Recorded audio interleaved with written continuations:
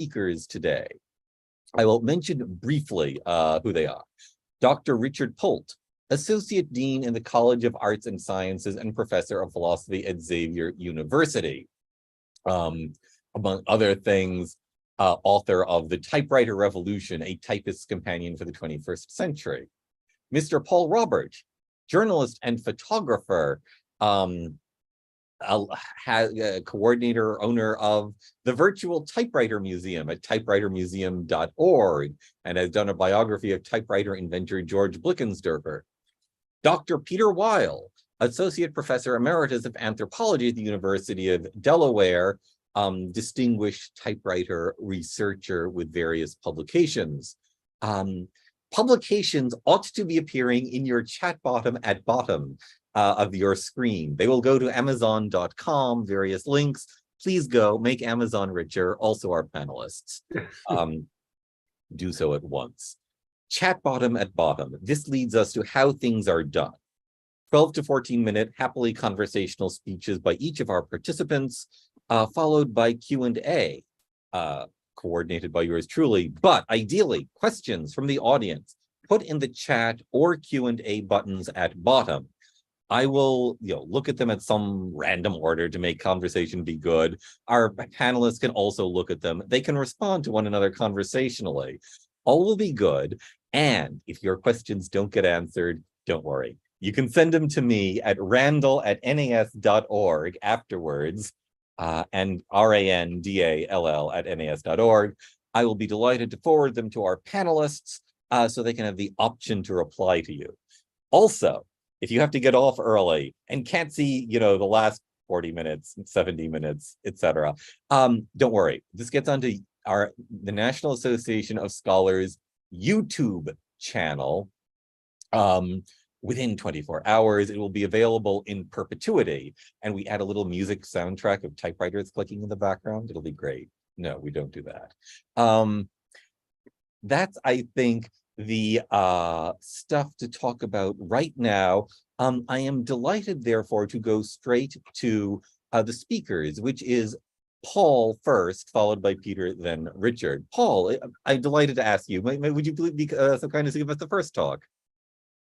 I will, thank you. I'm sorry, I was a bit late to log in because here in Europe, we go to summertime a week later than you guys in the US. So I was expecting this meeting to start in another hour. That means that Dave will be handling the proceeds of my presentation. So Dave, if you could start it up and take over the screen, that would be wonderful. No scope there. All right, there we are. Today is 2023, and we are celebrating the 150th birthday of the invention of the typewriter, but not really. What we're inventing is the fact that in 1873, the first commercially produced typewriter in the United States went to market. So the story before that is a bit more complicated, so that's what I'll be getting into. If we can we go to the next one? The typewriter was, in fact, one of 5 major inventions in the 19th century in communications technology, with the telephone, the telegraph, photography, and the phonograph. Now, 4 of those, the first 4, were inventions based on main breakthroughs in science. It meant the understanding of light, the understanding of sound, of waves, in chemistry, of photosensitive materials. And the typewriter was something completely different. The typewriter was more an invention of engineering, clever engineering, based on technology that had existed for ages. For such a long time, in fact, that there are only 2 parts in the typewriter that we can put a date on. Can you go to the next one? One is the use of loose type that was invented by Johann Gutenberg in Mainz, Germany in the 1450s. According to some, but that's a local hoax. It was done by a Dutchman, but I'll ignore that story. And then, of course, there was the escapement, the little part with ratchet wheels and springs that kept the carriage of a typewriter going, which goes back even further. We cannot put a name on it because it already existed in the 11th or 12th century. So what you see here on the left is a printing press, a Gutenberg printing press, and on the right, a 14th century drawing of an escapement system.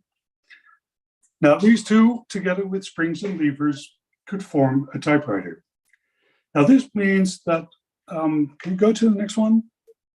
Someone like Leonardo da Vinci could have easily invented a typewriter had he wanted to, because he used all kinds of existing technologies to come up with these brilliant new ideas, like using an Archimedes screw to build a helicopter, the wings to fly, the spring system to make a car that would drive. There is no reason at all why he could not have invented a typewriter if he wanted to. He probably just never saw the use for it. If he had invented it, it probably would have looked like the next slide. Next slide. The next slide, there it is. Something made of wood with levers and little pieces of type that he borrowed from Mr. Gutenberg that would swing up and hit a piece of paper. Now, in fact, the one that you see here was invented 400 years later, and we'll get to that in a couple of minutes. Now, between the 1450s and the 1850s, there were 400 years of no development at all because very, very few people saw the use of a mechanical instrument for writing. There are only two reasons why you would invent something like that. One would be to help people who could not write with a pen, which usually meant people who were blind or had no hands. In those days, people who were blind and had no hands would usually sit outside churches, be illiterate, and hold up whatever they had to beg for money. So there was no market for anything like that. And there was very little market for official use of anything that could write, an instrument. The only person who thought of this between the 1450s and the 1850s was a gentleman called Mill, if we can have the next slide, who in 1714 sent his description of something that could have been a typewriter to Queen Anne of England and asked for a patent. And he received it, and it's described as an artificial machine or method for the impressing of transcribing of letters singly or progressively, one after the other, as in writing. The only problem is we have no idea of what the thing that this man invented looked like. It could have been a typewriter. It could have been something with a pen that mechanically drew letters on paper. We have no idea, but this is the earliest example that we have of something that might have been a typewriter. After that, it took another century, if we can go to the next one, until 1805, when a gentleman in Italy actually built a typewriter, something that created type with loose type. We don't know how he did it because the machine is gone, but he built this for a noble lady who was blind, and she was a friend. He invented the machine, and in the process, he invented something that we still know as carbon paper. So he had a machine that typed with loose letters and hit carbon paper that hit the paper, and it left an impression. And in the image, you can see what it looked like. A letter, a bit shaky, but it was definitely a typewriter. It remained in this sphere of looking for ways to get blind people to write. In the 19th century, there was more of a sense of this social aspect of the typewriter. And in 1843, next one, please, Mr. Charles Thurber in the United States built this one, which was basically a stamping machine with loose type placed in a circle, and you could turn the thing around, hit one letter, and it would hit a platen with a piece of paper around it that would then move. So you could, as a blind person, write, and you could touch where the letters were or count. That was it. There were a couple of more simple systems of kind of stamping devices that would help blind people to write. But it sort of got stuck until, next one, please, we go to Denmark, where Mr. Rasmus Malling Hansen of Copenhagen was a minister and the director of an institute for the blind.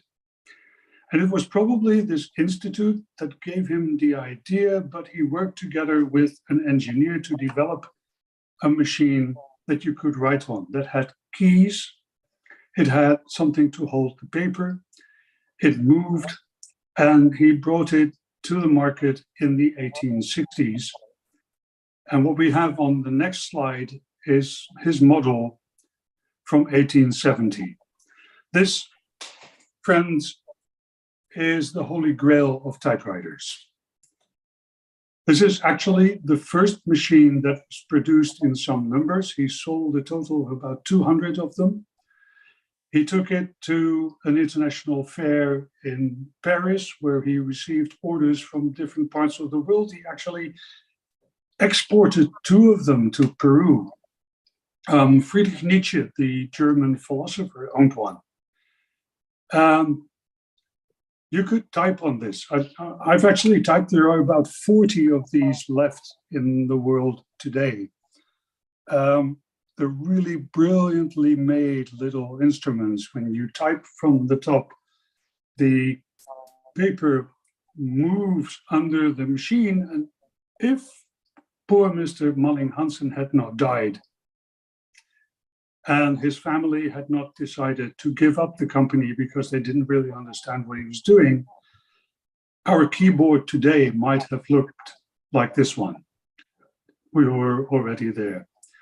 If he had managed to bring this to market completely, we would probably have had round keyboards today and be typing like this. Brilliant, beautifully made, perfectly engineered little machine. Now, we're still talking 1860s when we go to Austria in the next slide, where a carpenter called Peter Mitterhofer, who lived in a small town called Parchins, which was in the south of Tyrol, which is now in Italy, not because the village moved, but they moved the border. He was a very brilliant local village carpenter who made a couple of very interesting things. He designed his own musical instrument. He designed a folding wheelbarrow, which would be very practical in the mountains.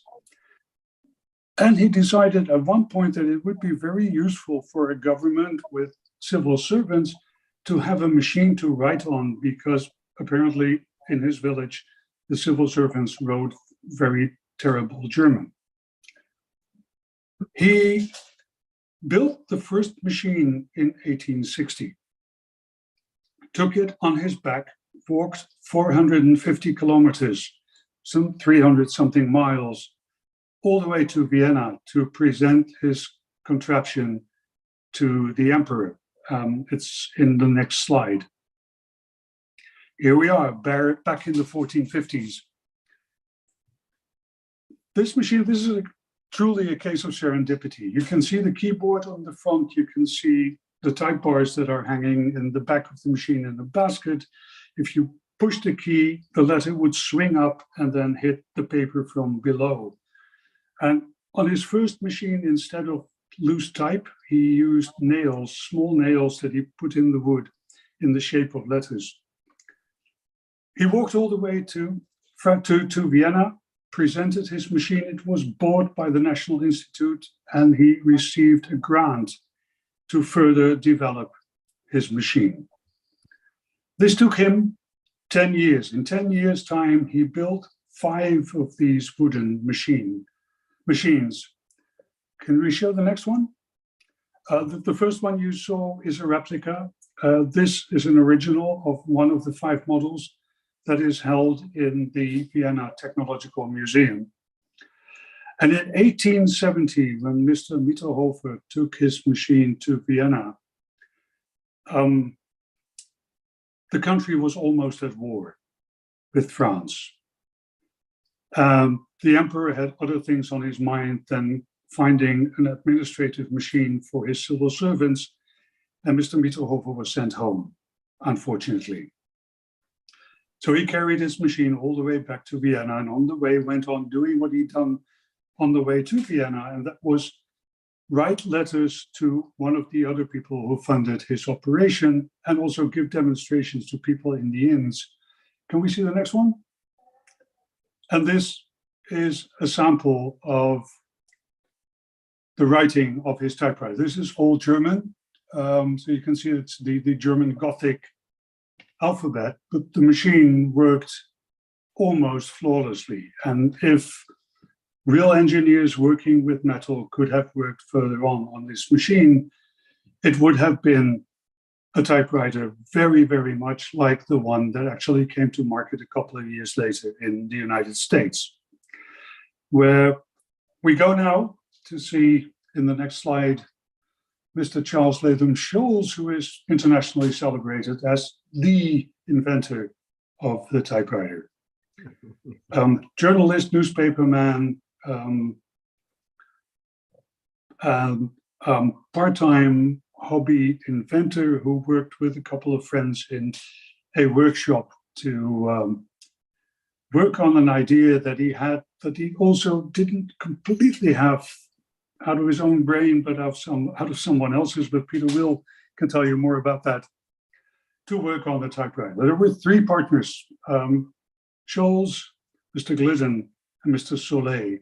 And here you see a picture of his first patent application from 1868, which looks pretty old-fashioned and primitive. It had a keyboard like a piano, letters operated in order, alphabetical order, A, B, C, D, E, tiny letters swinging up, and a ribbon, not very much like the one that Mr. Mitterhofer had already built.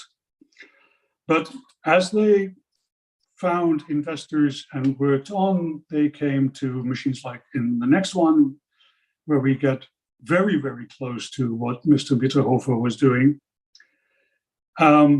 This is clearly a case of serendipity. It is absolutely impossible that Scholes and Mitterhofer knew of each other's existence, or even had an idea of what they were doing. So it's completely coincidental that they invented the same machine.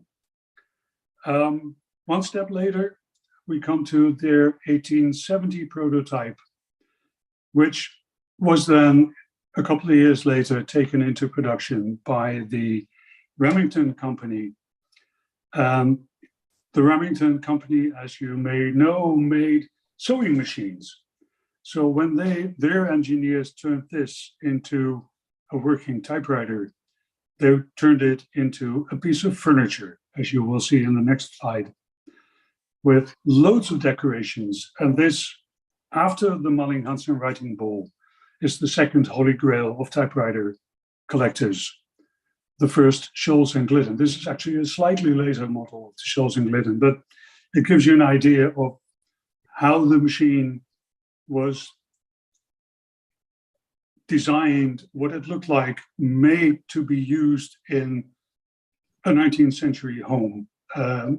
completely disguised as a piece of furniture, with one thing that should make us all wonder about what we're doing today when you look at the final image, which is the keyboard. If you're sitting at a typewriter, at a computer right now, just look at this keyboard and look down where your hands are. And you will see that we are now in 2023 working on a 150-year-old heritage that goes back to the first commercial typewriter of 1873. And from here on, I pass the floor to Peter Weil, who will pick up the story further. Thank you so much. Wonderful. Indeed, Peter, if you would be so kind as to give us the second talk. Yeah. Yes. Hello. How are you all today? I would only add here that technologically, the Scholes and Glidden typewriter was partly possible because in addition to those two essential things that Paul Robert talked about, the knowledge of metallurgy had developed a great deal during the period between 1850 and 1870, which is really important because one, it was developed in relation to things like the development of the sewing machine. I know you're later going to be talking about that in this series. And secondly, the very critical thing about the Civil War in the United States, which involved a level of mass production that had never existed in the United States before, that involved a lot of metal materials that were subject to fatigue, and they developed a lot of ideas about hardening and also developed ideas about keeping materials from breaking easily. I would add that. During the period between 1873, which I'll pick things up out of you, this should be familiar to you here, between 1873 and 1920 or so, around somewhere between 60 and 70 typewriter companies developed. Many of them failed quickly. Some of them lasted for a while. Some were put out of business by threats of lawsuits, especially from Remington. Some simply had terrible ideas about how to make a typewriter and design one.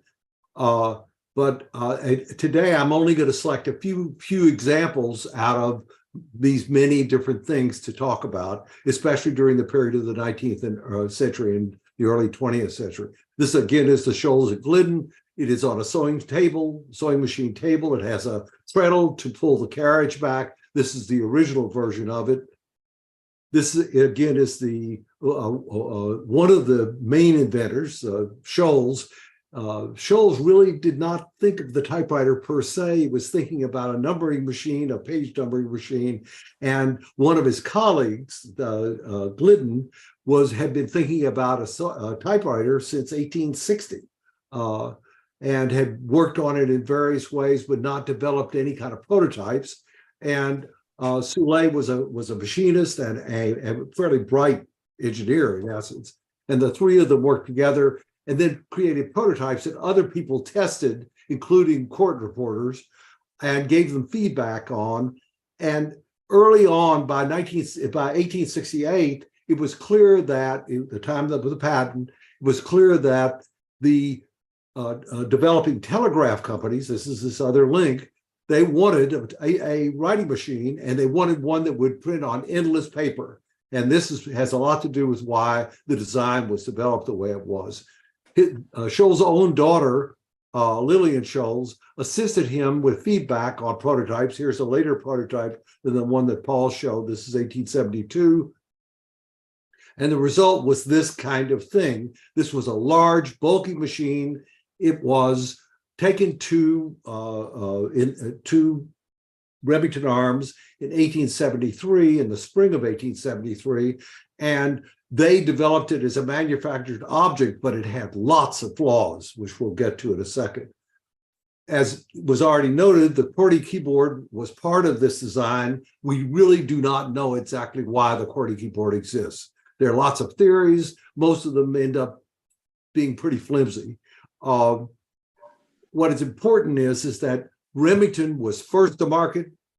first to capture larger amounts of the market, became very effective at buying competitors, otherwise putting them out of business in various ways, often. And although there were many other, often perhaps better ideas about what a keyboard should be, they got squished, or they simply got displaced by the fact that Remington's universal keyboard, the Remington keyboard, QWERTY, was dominant. And it's what people learned on.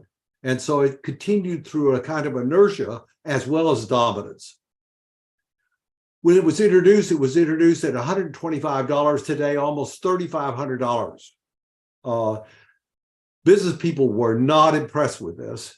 And fairly early on, the early sales were often to ministers, to writers, some newspaper people, court reporters, etc. The big sales went to the government. They started with we now know, with the quartermaster's office of the War Department, which had the largest single budget that had ever existed in the federal government that began during the Civil War as a large budget. And they experimented with this because they had so much paper involved that had to do with reports of various kinds. This happens to be a personal letter from the head of that agency, the Quartermaster General, and General Meigs. So this is an example of an early letter. What the real breakthrough had to do with a complete redesign that was developed as the perfected typewriter by engineers at Remington. And it was improved in various ways over a long, long period of time till 1893. It was introduced in 1878, the perfected typewriter. And by then the price had come down on this typewriter to $100 or $90. The problem for American business was it had an immense amount of paper. American businesses grew tremendously, especially outside of the South, during the period after the Civil War, and they were buried in paper, and they were trying to move paper by hand and handwriting, and they had their own problems, in addition to the fact that the telegraph company so badly wanted a machine that would print clear messages. By the 1880s, the typewriter was thought to save 40 minutes per hour over handwriting, and that was a key to their success. Also, a key to their success was the taking over of marketing away from Remington and other companies by a group formed around former administrators and salespeople for Remington. And they began to sell it more efficiently to businesses and convincing businesses that they ought to have it. The problem is that there were two major problems. Alignment is the most important one first. The system for printing on the typewriter, on the Scholes and Glidden, and even the Remington 2 involved type bars that were hung individually on bearings that had one screw, and they could move from left to right, which meant you could easily get bad alignment. As you can see in this letter, the periods are dropped below the printing line, and the letter C is above the printing line.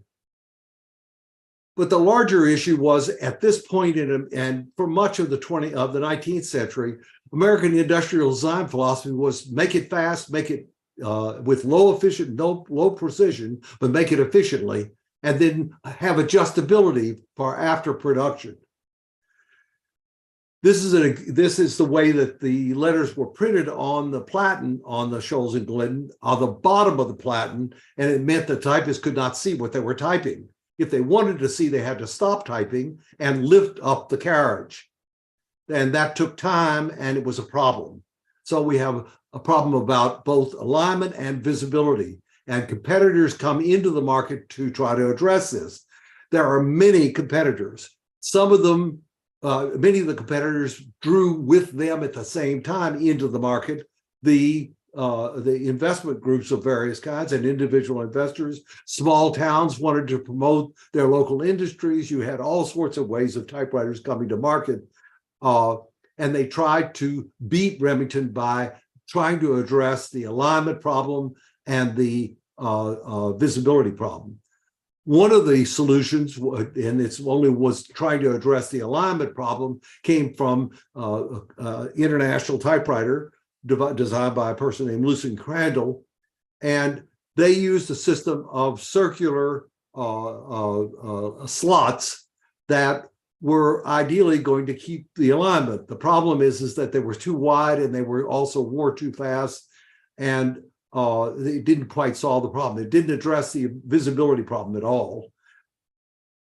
It's a second, much better solution for alignment came from Burns in 1889, and that was the good news. The bad news was it was so expensive to produce. Here's the sector that he developed, and the type would go through a hole and keep its alignment that way, that he couldn't make any money with it, and they had to quit making it and became only a type producing company. The first real addressing of the alignment and visibility problem came from an earlier Crandall design introduced in 1883 and became a big seller during the period after 1887, and it was the Crandall typewriter. In this one, the solution was to have the types on a type sleeve, and that the rod that held it would always be aligned, because it would only move forward. It didn't go left or right. And the result was that it kept alignment. Visibility, however, was not that good on the Crandall, because you couldn't see the last letter you typed or the next letter you typed. They tried to solve it on the first one by having one button to push, and they got rid of that, and the problem remained throughout its sales into the late 1890s. Another solution came from Hammond, and the Hammond solution was to have a rod that held a type wheel, and the type wheel did not move forward at all. It was always stationary, and it made for a very strong alignment. And the solution was that the type wheel would turn when you pushed the button, pushed a key down. It had its own special keyboard, by the way, the ideal keyboard for a long time. Then a hammer the second, number 2 here, would go forward and hit the paper, which would then hit the ribbon, which would then press against the type that had been selected to print on the paper. And the result was very fine alignment, but visibility was not very good. Another attempt at this kind of solution to visibility was Fitch, which was not very successful because it wasn't very well made. In the Fitch, you would roll up the paper in the front, and then it would go across the plat and then go into another basket, so you only could see the line you were typing. A similar solution was found by Williams, which used a different kind of a type bar arrangement that would leap forward like a grasshopper, like this, go from, in this case, from right to left, and hit the platen. And you could read that line, but you couldn't read the line on the that went into another basket on the other side of the platen. The first more visible solution came from the bar lock. The bar lock solution attempted to solve both the visibility problem and the alignment problem. The alignment problem was to be solved by what they call a bar lock. The type bar would go into a little set of spikes. And this was great until the spikes began to wear and the type bar began to have wear on it. And then you got alignment problems still after wear. The visibility they thought was great, but the problem was you had to be working out with the right height and the right distance from the typewriter to be able to see what you were typing. It was still a great advance. Another major advance in visibility was the Blickensderfer, which was introduced in 1893 and begins to become quite successful during the latter part of the 1890s and into the 20th century. In this system, you had again a type element, and you had a fixed rod that held the type element, and when it moved forward, it moved in a pivot in the same place always. So the alignment was quite good. The visibility, however, was not very good. You could move the platen all the way to the end. But this was a portable typewriter, and it was the first truly portable typewriter, I would argue. And then you could see how small it was with this person here in 1900. This was a very innovative company, and they developed, using the same basic approach, the first regularly marketed electric typewriter. And in this case, with the type element and interchangeable type elements. I should mention to you that the interchangeable type elements were critical because even a medium-sized company could have one typewriter, and in a world in which American manufacturers were selling so much to the rest of the world, they needed to have different languages. And they didn't have to buy multiple typewriters, they just had to buy multiple type elements. At any rate, this was not successful at all, even though it was sold from 1901 to 1914, because people were afraid of electricity. They didn't like electricity in terms of this kind of stuff. And this was very expensive. It ranged from $165 to $185. The first really successful front strike type bar machine was the Doherty, or sometimes called Doherty. And this was a really great bar for visibility. The problem with alignment was that it had long type bars that waved in the air as they went through the air, and they didn't always strike at exactly the same place. So it didn't perfect the alignment thing. Here is one of their ads where you could see the visibility is clear.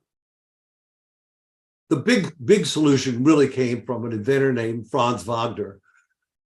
Franz Wagner developed a typewriter that was a front strike typewriter that you could see what you were doing, and it kept the type bars in line for the most part through a type sector.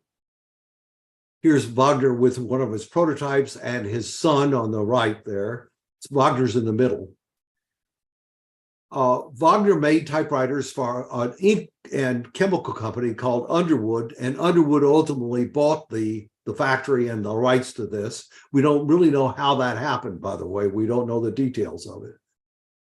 Here's one of their first machines. This is actually an Underwood 4, but it's made on the same principle as the 1. And you could see the type sector clearly in the middle there that kept the type bars well aligned when they struck the platen. And you could see what the visibility was. Remington held on to the idea that the right way to type was always to do blind typing, not seeing what you were typing. It was a matter of training typists properly. But they finally, first in 1904, with hiding their identity with the Monarch, and then in 1908 with their own Remington 10, they made front strike typewriters, but they still had adjustable single screw hung type bars, the bearings here in the middle here.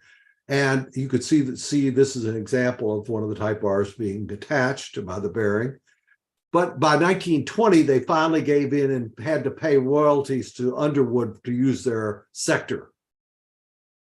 Another successful design appears in 1904, the Royal flatbed, or this is a number 1 standard, and which was replaced in many ways by the Remington 10. The Remington 10 was regarded as one of the best made manual typewriters ever made. And it appears in many different forms on the outside with a lot of small improvements on the inside to this model, which is for 1914.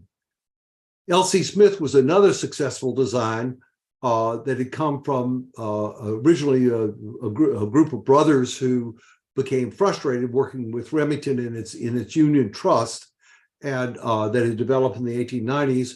And by 1906, they introduced the L.C. Smith. And this basic machine with many different outsides, with small improvements technologically, was made all the way into the 1970s. Oops, I missed a company here. Remington was more innovative than you might think. They did, by the 1920s, buy the rights to make an electric typewriter. And they tried to make it, they made it for about 1.5 years, and it failed. And then the same technology was picked up by a company called International Business Machines, and they made a machine called the Electromatic. And the Electromatic became a high standard for typewriters. It was quite expensive. and it often was only used in executive suites in the early years. But World War II meant that this became a critical part of the military industrial system, and was used for everything from aiming large guns on ships to creating systems for counting parts in factories and such things as that. And it developed after the war much further, and by 1961 we have the introduction of the IBM Selectric, which was a very successful machine that went through other iterations after this, but it set the standard, and it probably guaranteed that offices would be much more automated. During this period of the 1880s and on into to 1900, there was a need for less expensive typewriters. Some of them were type bar typewriters, but many of them were index typewriters that were slow. But you could, if you were quite good at using them, you might get up to maybe 30 words per minute with it. And this is an example of one that was introduced in 1889. There were many different index typewriters that later became, the basic concepts became toys, especially in the period from about 1905 on till even after World War II. Portable typewriters really became important after type bar ones were introduced, and this begins in 1907 with the standard folding typewriter, which becomes, here's an example of how small they were. This was an aluminum typewriter that had some problems, but it was a front strike visible typewriter and was quite successful, especially as the third model, which was the Corona 3. And Corona became the standard for a while during the teens. It was very important for our U.S. and Allied troops during World War I. And other companies began to compete too. Remington, which made a copy their full keyboard on their portable. It's called a pop-up portable because the type levers were otherwise laid flat, so it could be small.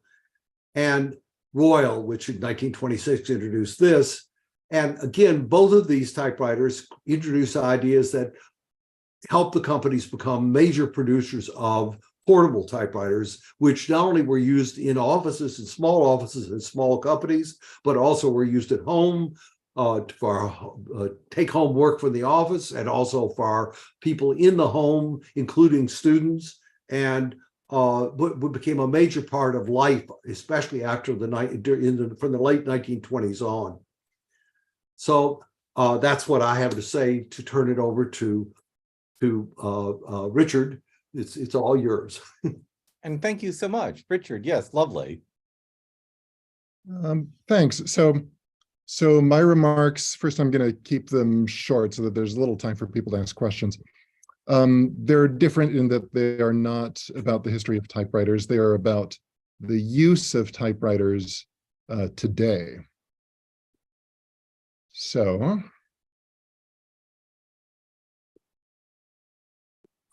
one could tell a whole history about the use of typewriters. Typists, for instance, here are a few authors with the iconic typewriters they used.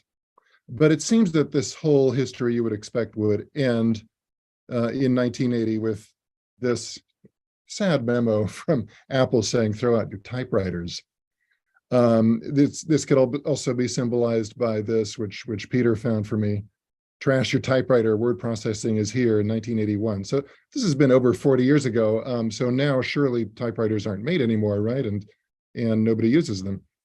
Well, that would be false, actually, surprisingly. There is a story about typewriters today, which my comments are going to be about.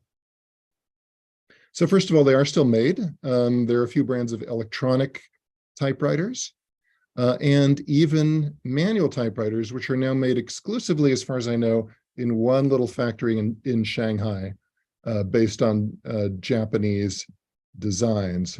This one came out just a couple of years ago. Still has the Royal name.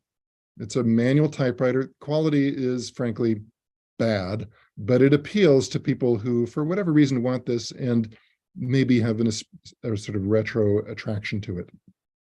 And there are people, professional writers, who still use typewriters. This is Caro, the historian. What's his first name? Forgotten his first name right now. And this is another historian who just died, sadly, David McCullough, and Robert Caro, of course. Here's novelist Tayari Jones, who also a younger person who likes to use a typewriter. They've also been adopted by sort of subcultures such as hipsters or people who want to experiment with different kinds of technology. And there is an online presence for typewriter users, for instance, people who use them for National Novel Writing Month every November, or people who write blogs on typewriters. They're all part of what we call the typosphere, and Paul and Peter and I are very familiar with it. This is part, I think, of a kind of general cultural resistance to the overwhelming presence of digital technology that takes up so much of our time and feels increasingly intrusive and exhausting. So there are digital detox events where people are invited to use typewriters and other, quote, analog devices, correspondence writing parties, for instance, or type-ins. Type-ins are just when you get together with other typewriter lovers and you use these things. Typewriters can also be used as a form of civic engagement. So this is a poet in St. Louis who set up typewriters around the city and invited people to write about their feelings about the city, which he then collected in a book. Typewriters can be used at political rallies to sort of collect people's thoughts. There is something about them that invites participation and creativity. And plus they're anonymous, as you can never be sure that anything digital is anonymous, which provides a kind of extra freedom. And then there is a trend. You see more and more street typists who will write free poetry or short stories, or this is me and a friend offering free thoughts at Xavier University recently. They're either free or people are invited to make a donation. So there are people who actually make a living as buskers doing street typing. And typewritten poetry is also popular online on places like Instagram, where these are either typewritten or quasi-typewritten poems that seem to convey a kind of authenticity.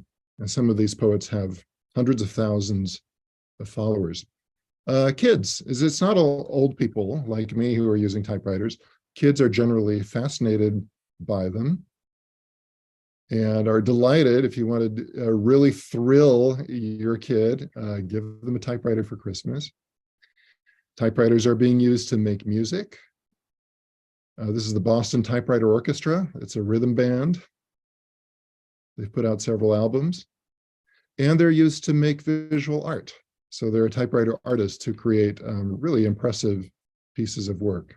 This is by Kira Rathbone in England. And you can also play with the appearance of typewriters. You can customize them and make sort of low riders of typewriters or custom writers. Here's one that I did by stripping off the paint from Hermes.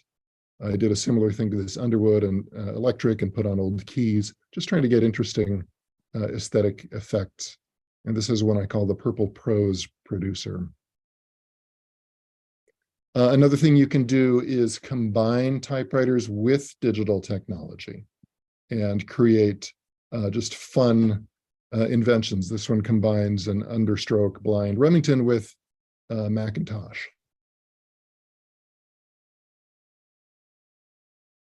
And here's another approach. There's a kit that was sold for a few years where you can take your manual typewriter and without harming it, and it can still work as a typewriter, you can make it create digital output and you can use it as a keyboard for your iPad, for instance. And typewriters are even playing a role in fashion in the 21st century. Oh, I love that. This is kind of the symbol of the renaissance of the typewriter. In my view, this is at Burning Man, a giant model of a typewriter where people could actually type. And typewriter stores, such as this one in New York, Gramercy typewriter that have held on all these decades are seeing a big upsurge in business.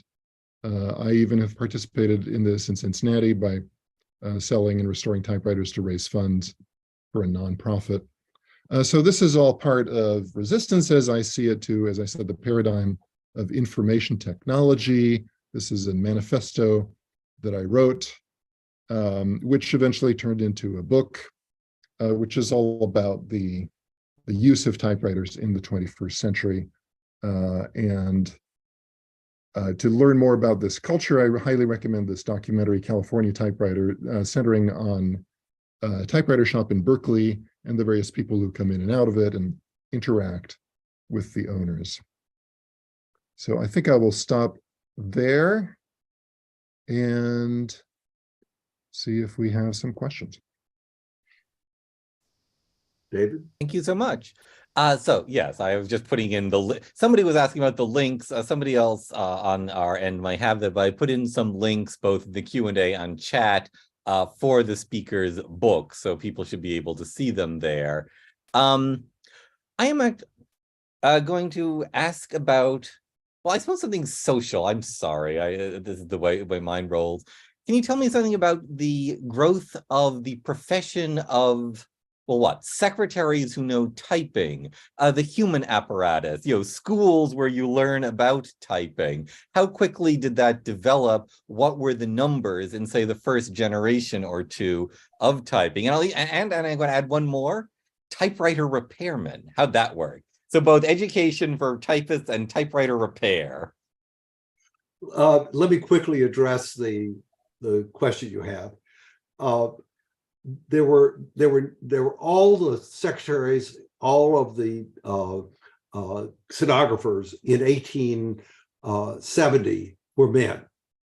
Okay, by 1880, 45% of them were women. By 1890, 70% of them were women. Okay, that change took place for several different reasons. One, women were paid 1/3 of what men were as staff in offices. Secondly, it was thought that women had special qualities associated with their ability to play pianos and special manual dexterity. Thirdly, it was assumed that women would be perfect as people who were transferring information because they didn't have a thought in their head. It was a very prejudicial setting. Fourthly, the schools originally started first by, in many ways, by the companies themselves. They wanted to train typists to then get their typewriters into offices, and the offices couldn't use them unless they had people who could use them. So they had their own type training schools as well as employment departments. They developed very quickly between about 1875 and 1885. The number of I'm trying to think what the other point was. High schools, formal education schools, begin to include typing on a regular basis starting about 1895 or so, some schools. It wasn't until 1920 that women become a regular part of high school education. And once that happens, a lot of the emphasis shifts to American high schools. I don't know what happened in Europe, Paul could tell us. But once that happens, then you have regular type of training programs that most of the students are women who go into them, because it was one of the only professions outside of teaching that women could enter. So the good news about what happened for gender, for women versus men, is that they got jobs that were fairly relatively safe compared to working in a factory or compared to other options outside of the home. The bad news is that they had to, until 1920 in most industries in the United States, in most businesses, if they got married, they had to leave the office. Therefore, there was no career ladder. And this created the glass ceiling. It's the core of the glass ceiling. So that's a quick part of my answer to your question. Thank you. And then sorry, did you answer the bit about repair or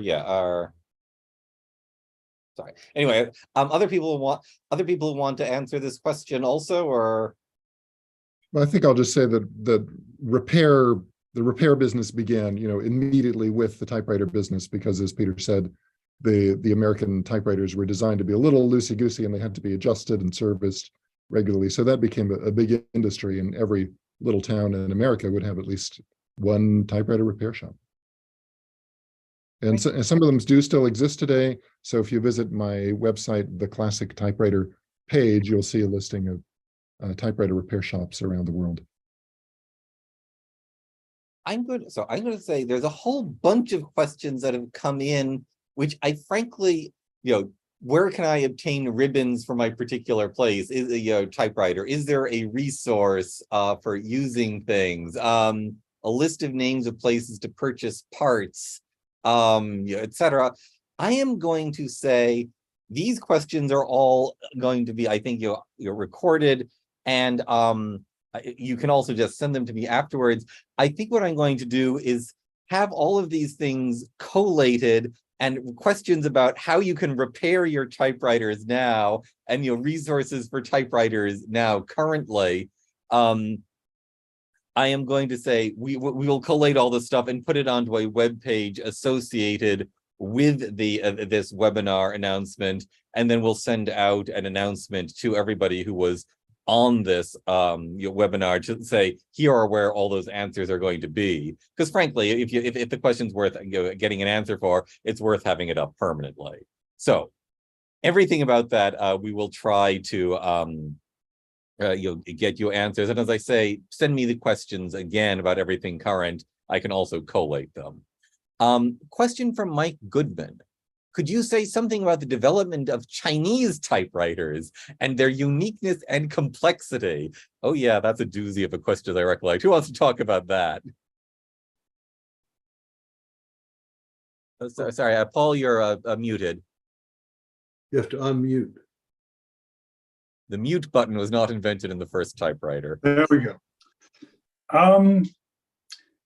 There are thousands of characters in Chinese, which makes making a Chinese typewriter or a Japanese typewriter incredibly complicated. So it took a while until the Chinese and the Japanese decided that this was something to look into. There is a report from I think the 1850s in the United States, where someone claimed to have invented a Chinese typewriter. But it's a newspaper report, and it's lost in cyberspace or newspaper space.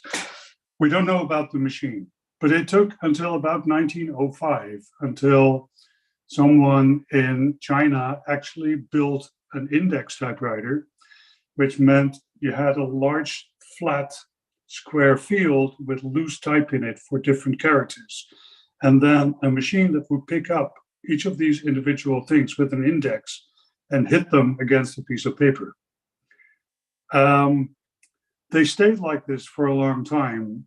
And the only alternative for that system using Chinese characters was a machine that was produced by a company called Toshiba now, who in the late 1930s developed a portable typewriter for the Japanese army. And this was a 13 kilo, which translates into like 16 pounds, machine that had 1,300 different characters in it on a large roll with strips and a smaller index. And the index was on the scroll. You point at it and push a lever, and something would pick up this entire roll, pick out the little index and type on a piece of paper. And apparently there were Japanese soldiers in the early 1940s who were walking around with this thing on their backs instead of a gun to use it. And Toshiba kept on producing this until the 1950s as a civilian machine, kind of a portable Japanese typewriter. Then, of course, the modernization of Chinese and Japanese made it easier to make machines that you could write on phonetically.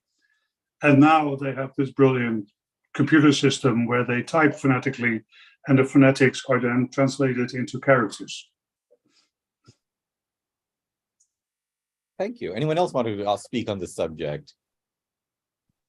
I was only going to add that Remington did try to make I think a Kenji typewriter, but it was never very successful as far as I know. It had too limited a number of characters on it. It just couldn't do it. I think it's also worth looking up Lin Yutang, who was a brilliant Chinese scholar who invented an innovative Chinese typewriter. Just had one little window where you could see a couple of, I think, combinations of keystrokes, a fairly small keyboard. It was, I can't understand it because I don't know Chinese, but Lin Yutang is worth looking up. Thank you. I'm going to go for a question from Stevie DC, which I'm going to push a little bit. Please talk about the development and history of typefaces. And I want to push that to how, well, since, this gets us, to all of printing and so on, how did typewriters affect the development and history of typefaces? At what point were typefaces being thought up to be useful for typewriters? Did people's familiarity with typewriter typefaces then affect, typefaces in general? To any and all. Wow. In the beginning, as they say, the typefaces existed before the typewriter. So when the first typewriters were built, people had to go to type foundries to use the type that they produced, which was flat. And one problem with the earliest machines was that you had a platen that was round. And if you used a flat type and hit a round surface, the outsides of the type would be lighter than the center of it. So there were machines developed that had a faceted platen with flat stretches that you could type on, flat until they started producing type that was kind of hollow so that it could hit a round surface. What it did in typography was that you needed monotype. You needed a monospaced type where the I took exactly as much room as the W because you had a spacing machine. So they developed typefaces that had letters that were kind of cramped to get them on the paper. So you had a very narrow W and a somewhat wider I to produce something that was evenly spaced. If this had any further influence on the development of typefaces, I don't know. It was a technical limitation that you were working with. If it had any specific artistic results, I have no idea. I don't think so. Anyone? The only thing I was going to add is when the Schulzig lid was introduced, they went to known typefaces. That is, not only were they buying from current typeface makers, but they were concerned that their audience, their particular market, knew what they were getting in terms of serif versus non-serif, etc. And they preferred Roman, for example, smaller Roman typefaces. They had to be quite small. Remington did not use these plain surfaces, and they had to have very small type initially before they made it concave. So of course, when companies like Hammond and Blickensderfer started producing different typefaces for typewriters, they had to adapt these existing typefaces to the monospaced system. And I think it was only Royal with the Royal P in the 1920s that came out with a machine that had a separate typeface specially designed for it, very modern 1920s Vogue style design, and Olivetti did the same thing with the Graphica later on. Those are the only examples I know. Weil continued that, Yeah, I can show Graphica actually in my collection. So this is a proportionally typing machine from the 1950s made by Olivetti. It's manual, it's not electric, and it has a special typeface designed by A.M. Cassandra, which is very beautiful. But these typewriters are hard to use because if you make a mistake, you can't just backspace without knowing exactly how far you have to backspace to adjust for the widths, and so it becomes very tricky. I also wanted to mention it with regards to the previous question. There is a book that appeared just a couple of years ago called The Chinese Typewriter, A History by Thomas Mullany. Thank you. Another question, which I want to say and then push again, from Ernest Hook, who I regret I joined late. I presume the origin of the QWERTY keyboard layout was discussed, but if not, could the speakers address this? Many thanks. I think this would be something where I would ask you just briefly to do this again. Also, but I don't think you talked so much about the adaptation of QWERTY to, how it did it in other languages. What did the Italians, the Germans, etc., think of it? Did they have to adapt themselves to QWERTY? Did they come up with their own variations which made sense in their own languages? So can I sort of push those together? Well, actually, QWERTY is so random that it stayed almost as random in other languages. So in German, you have Azerty, where they only changed a couple of letters. Instead of the Q, you've got the A at the top left. French, that's French, you mean? And German. No, German is Quartz with a Z. Oh, Quartz, yes, sorry. You're right. Your German's better than me. And for this, there were all kinds of attempts to create more sensible keyboard layouts than the QWERTY, which started in the US with the Ideal keyboard and the Diatensor keyboard that Mr. Blickensderfer made, who actually researched what the frequency was of the use of different letters in the English language. And he came to the conclusion that 70% of the keystrokes in the English language were the letters D, H, I, A, N, S, T, O, R, Diatensor. And he put all those on the bottom row of the keyboard, took the next 20% on the second row and the last 10% of the top row. And you had something that was theoretically a sensible, logical keyboard to use because you didn't have to move your fingers around so much, instead of the QWERTY, where really, oddly, 70% of the keystrokes are done with the left hand. But it just never got off because it's like VHS and Video 2000, the first one on the market gets the market. And people didn't want to change from one system to the next. And there were other attempts like the famous Dvorak keyboard that also made a lot of sense and never made it out. I agree with all of Paul's comments, but there is a theory people may want to know about why QWERTY exists. And it makes sense to me. It can't be absolutely proved, but there was a problem. So the Scholz and Glidden had its type bars hanging down in a circle, right? And if they got stuck, as Peter explained, you'd have to lift up the carriage, then unstick them and put them back down. So it's a real bother if they got stuck at the printing point. So it's been noticed that common pairs of letters in English are separated apart pretty far in almost all cases on the type basket of the Scholz and Glidden. So it looks like Scholz started with the alphabet, as you can see from A, D, F, G, H, J, K, L in the middle row.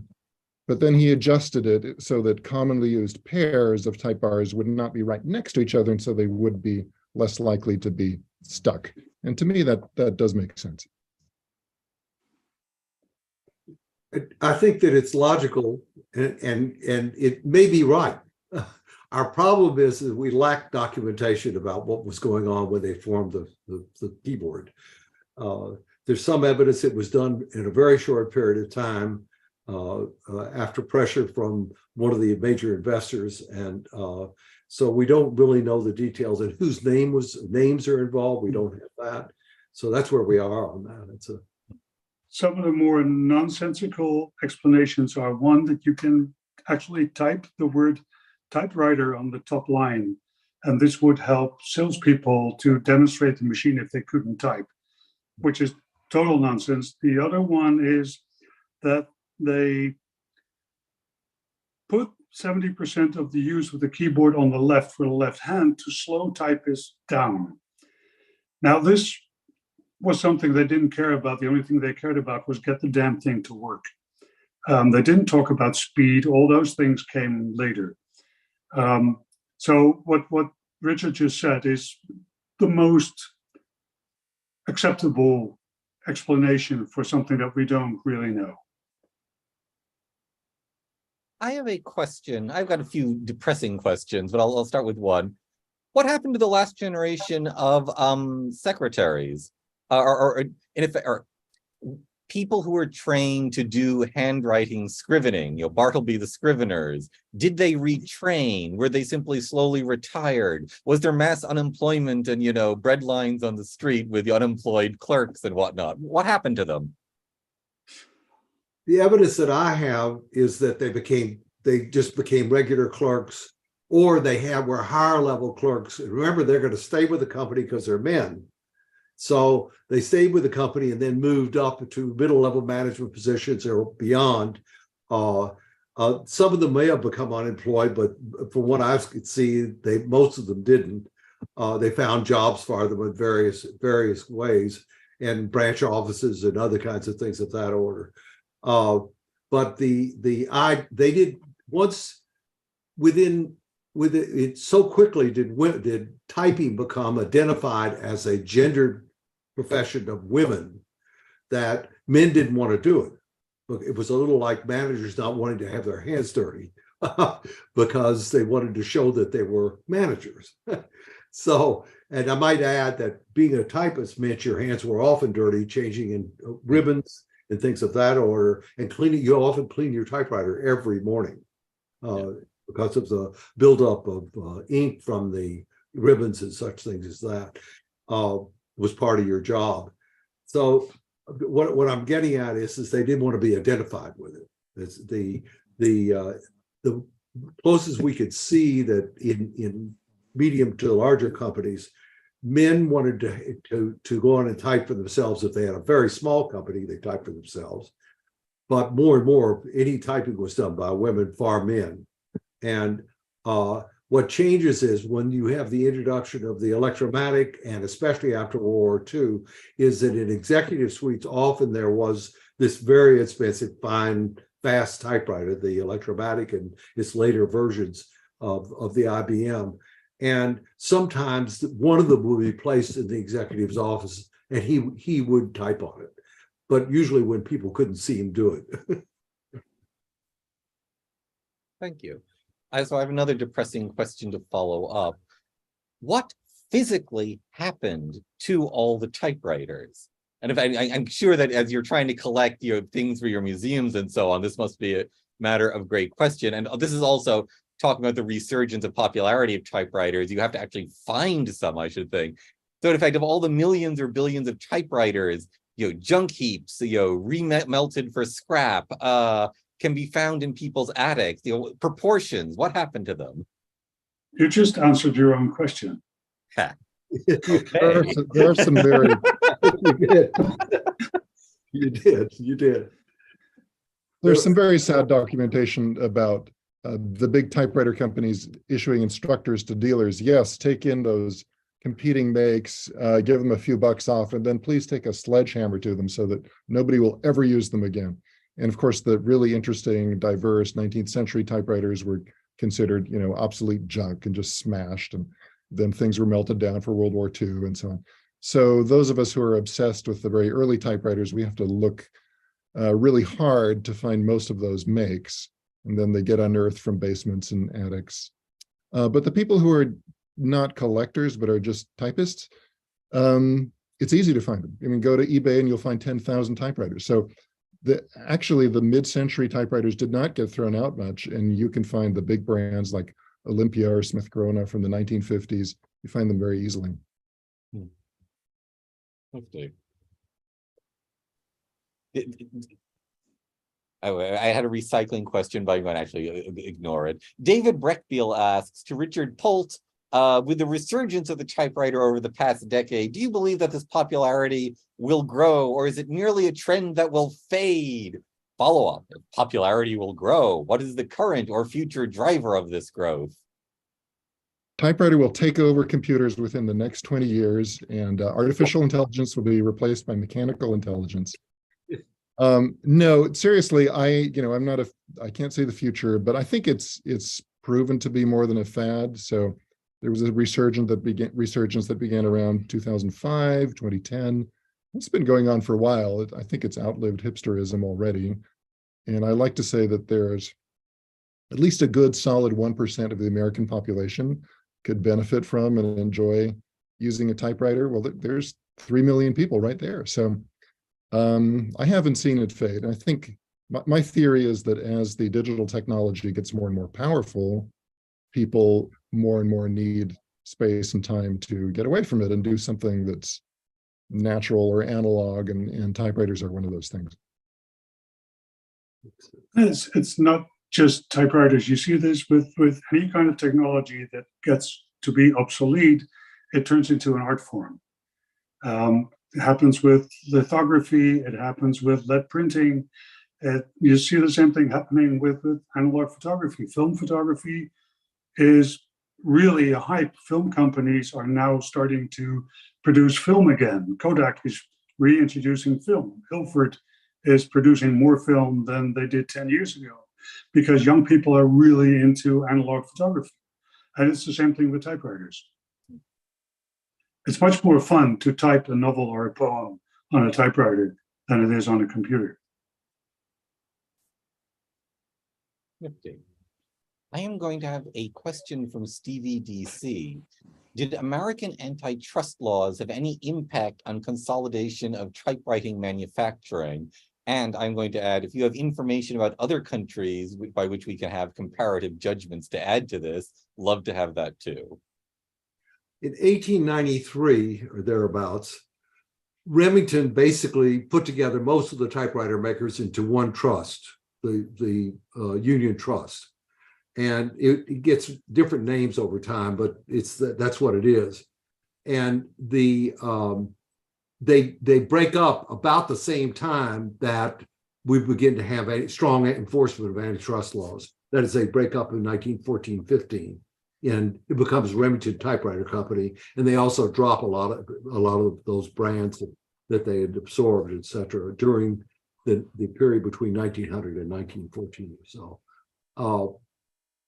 The antitrust laws application, most enforcement of any questions about that were perhaps during the late 1920s, but for the most part, there end up being only a few suppliers. That is, you have Remington, you have Royal, and you have L.C. Smith, especially after World War I.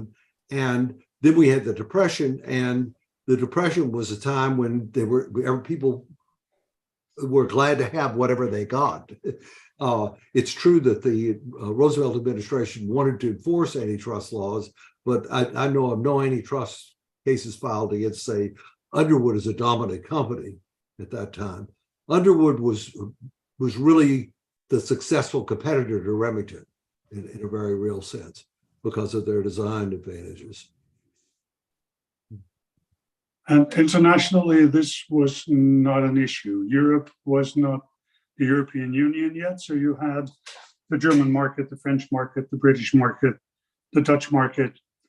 And although the European market as a whole was far more developed in the second half of the 19th century than the American market, and all these American producers wanted to get into this European market, they would have to go from country to country. And there were, interesting thing is that the development was, once the typewriter got going, all the innovations came from the US, but the market was in Europe.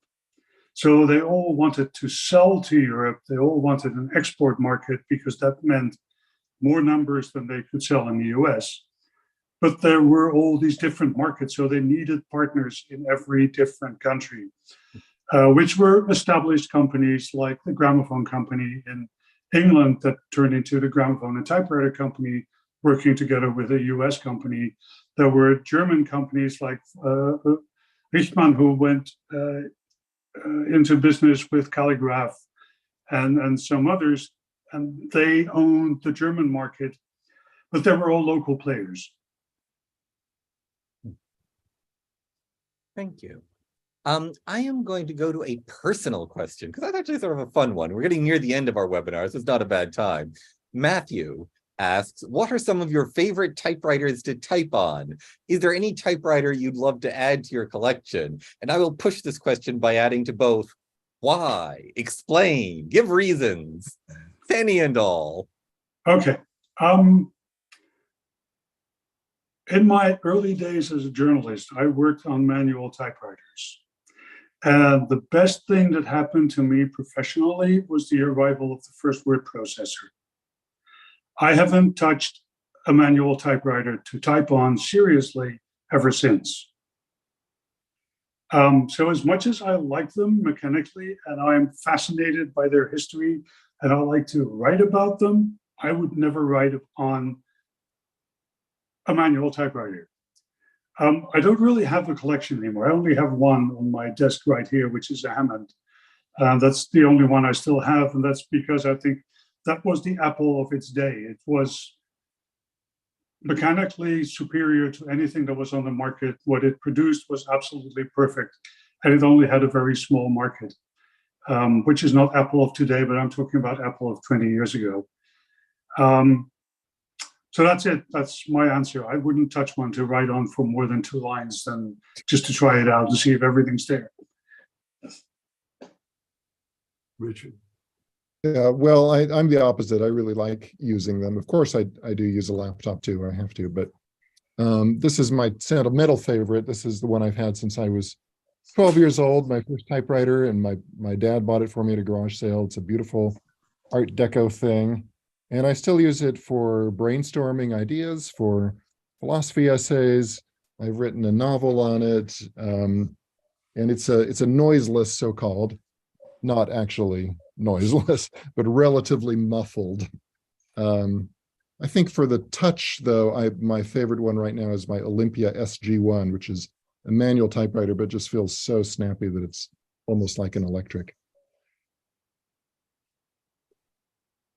And I use for thank you notes and for occasional personal notes, but not for writing articles or anything. I use an Olympia SM7, which is a portable.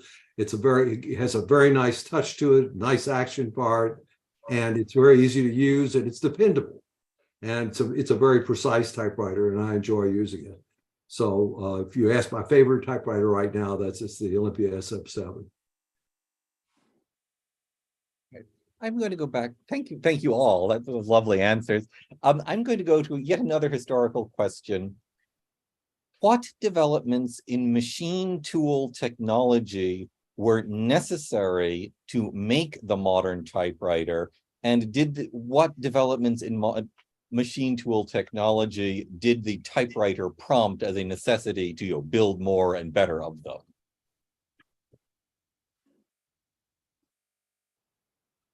Well, as I said in my introduction, it was all there, except for... okay, sorry. Okay, I beg your pardon. It's been a long afternoon. Never mind. I have lapsed. Okay. All right. I'm going to just leave my embarrassment there. I'm sorry. I'm going to then ask you all for some final comments, 30 to 60 seconds each. Oh, I'll never hear. They'll never make me be a moderator again. You laugh.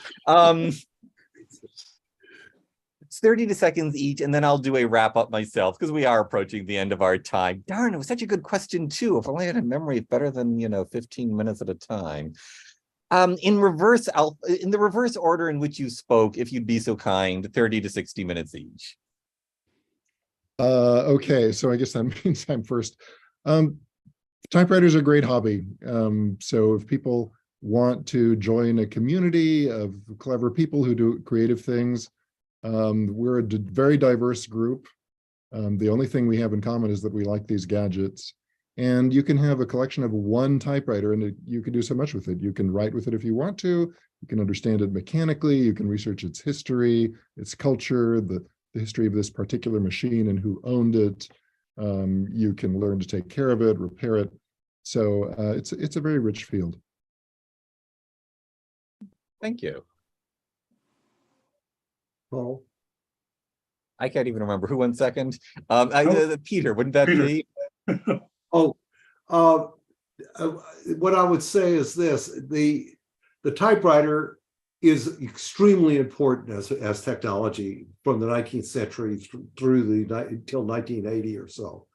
The typewriter is important to me because it is a beginning point to get into a lot of history of technology, not just the typewriter itself, but all the things that were a part of what created the modern office, what created the culture of industrial societies, and also the way that people related to typewriters and the way that they attached themselves to typewriters, both out of love and hate, by the way. It's no accident that some typewriters were destroyed as part of the history of all of this by users. The main thing is that if you want to understand other technologies, such again as telephones, such as sewing machines, etc., the typewriters related to these other dynamics. These people are not all independent of each other. They read about each other. There were newspaper and magazine stories that related in ways to the needs of the inventors as well as the consumers. And to understand what we are today, typewriter is a perfectly good starting point. So that's why I enjoy them so much. They're a kind of window into history. Thank you. Thank you so much. Paul, the last word goes to you. Okay, a warning. Do not buy this book.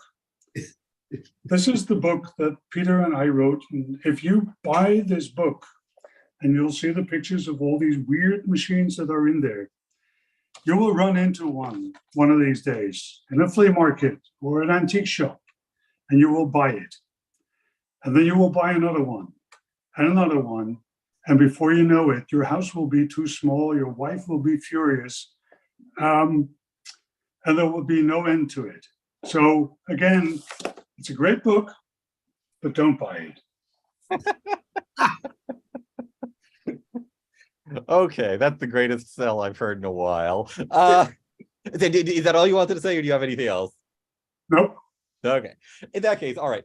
So everyone, thank you so much. Last few bits of business to say. First off, if you enjoyed this webinar, we eagerly encourage you to join the NAS, be a member, send it via a donor, help support things like this in the future. I will say, we do have things like this in the future. We have a bunch of different webinar series. I'm not going to mention them all today, but I will say that the American Inventions webinar series in particular is continuing. Gosh, I believe it's this very Friday. We're doing something on Ben Franklin and lightning. So yeah, we're having lightning fast. We normally have these every week. Now we're getting 2 in a week. Great. So, but the point is, we've been doing American Inventions webinars. If you go to our YouTube website, you can see a whole bunch of them, and then everything else we do. But that's a great playlist on just this wonderful history of American technology. The panelists you've been seeing have very fine company in our other webinars too. I want to repeat that this is available on our YouTube channel, National Association of Scholars YouTube channel, within 24 hours for perpetuity. Should be able to find it, see it, forward it to your friends. And again, leftover questions, please send them to me. If you want to ensure that all those questions about modern typewriter parts and so on are done, forward to me. I will include that in a collation. We should have that done with a web page, and then an email sent out to all of the people who were audience participants to get all that done. So no leftover bits. Final bit is thank you. So thank you to our wonderful, distinguished panelists. It's always lovely listening and learning. This is great. I mean, look, I grew up with typewriters too. I used my mom's electric typewriter as my first typewriter. But the thank you to the panelists is accompanied by the thank you to the audience. We do it for you. We can't do it without you. Your questions make it possible. It's questions make it continue. You are essential, and we are deeply grateful to you all of you as well. But so, thank you to all panelists, audience, everyone. Delighted to be here and have a role as a moderator. Thank you very much.